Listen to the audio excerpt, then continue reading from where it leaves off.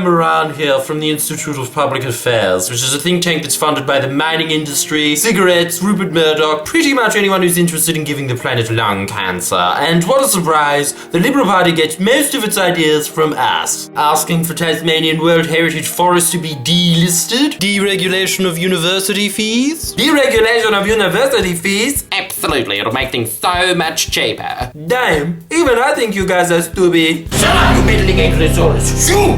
Excuse me? You wanna fuck with this? Yeah, you better run, Alan. Turning my family into fuel. Who's the real monster? Let's talk about an idea which my totally impartial self believes is rather grand. Getting rid of all green energy funding. What? A surprise. Alright, I know that my leaving is to do infomercials where a friend and myself are supposedly having a casual conversation about, Doug, let's talk kitchenware. I don't want to have this conversation. And I invented the product. So you're one of those pussies that likes to talk about friends and family, are you? Well, kitchenware is my family, Dougie. My mum's a frying pan. This was my birth canal. And my sister's not kitchenware, she's a chicken.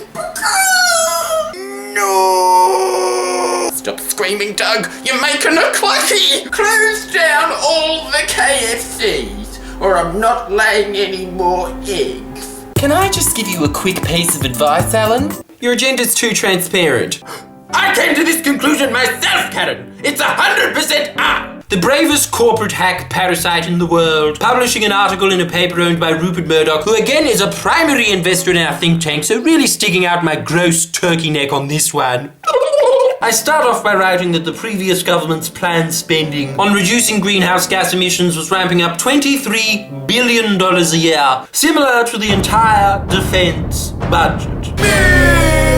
Yes, I thought that would scare you, conservative old tits that read The Australian. What a terrible defense measure to actually do something about climate change, which would drastically reduce the necessity to compete for resources in wars. Why, if we had cars that ran on renewable energy in 2003, we'd still have to defend ourselves from Australia's biggest geopolitical threat, Iraq. I'm gonna get you, Howard. I need peace of mind. You know what is good defense spending? Purchasing a bunch of jets that even the Wright brothers would look at and think, well, that's a very good first attempt, Tony. Would you like to give it a spin, fellas? No, that's fine. I think I'll just stick to ours. It's sadly better. Yeah, well, I was gonna say you can't anyway, but suck the fun out of that. Then I go on to state that investments in renewables is failed economics. You can do that, can't you? Just make very definite sounding statements and provide absolutely no evidence at all to support them. Especially when it flies directly in the face of leading global economists like Michael Molitor, who is an advisor to BP on climate change, invited to every UN summit on the subject since 1991, and Jeffrey Sachs, who's a special advisor to the UN Secretary General Ban Ki-moon as well as Kofi Annan. No, I think the fact that I merely said otherwise holds more clout.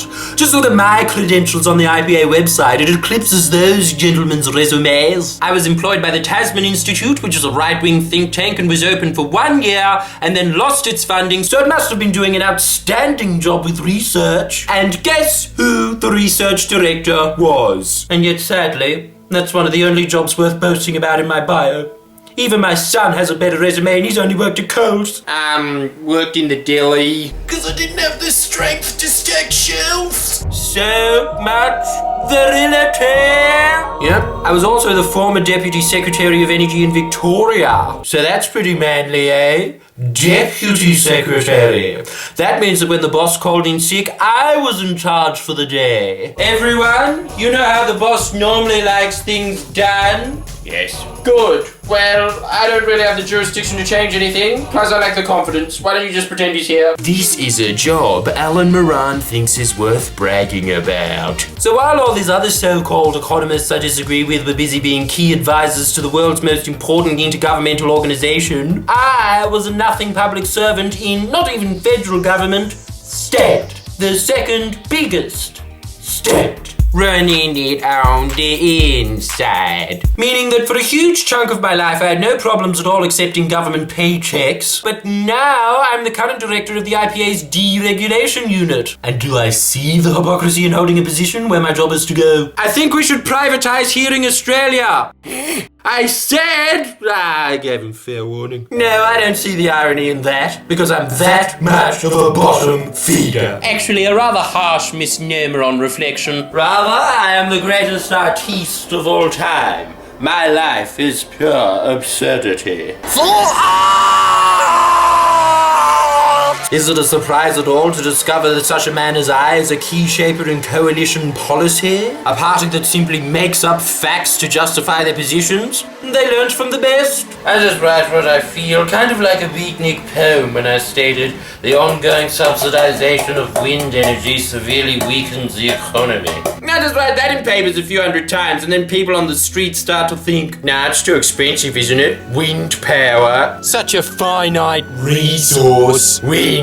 More precious than diamonds. Maybe in a figurative hippie sense, but not actually. Wind and other renewables should be left to stand on their own feet commercially. Unlike coal, which I don't seem to have a problem with it being subsidized. Not only when the power stations were initially built, but every single year since. Alright, I was okay with the comparison before, but now it's getting offensive. No, my own father's disowned me. Why don't you like my research, Papa? Is it because I don't include any evidence? While Rome Consulting has conducted the most extensive modelling thus far and has concluded that without renewable energy investments, the average household will pay $50 more for energy in 2020, which equates to an additional $1.4 billion beyond, not including the $20 billion in investments we'll lose, nor the 18,400 permanent skilled jobs, or the fact that because South Australia invested in green energy early, it's now in a position to sell its surplus to the national grid. No, yes. My claims that renewables are worthless assets and are 3 times the cost of electricity sourced from coal aren't just blowing smoke when the entire world knows that Australian wind energy is cheaper than not only coal but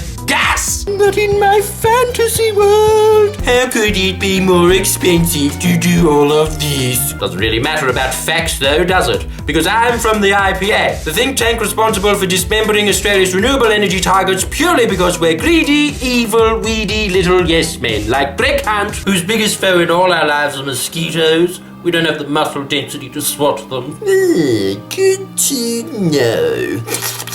Too weak to swat anymore. It's almost as if Mother Nature doesn't want me here. Yep, I love all of my children, except for you. Please press the subscribe button now. Come on.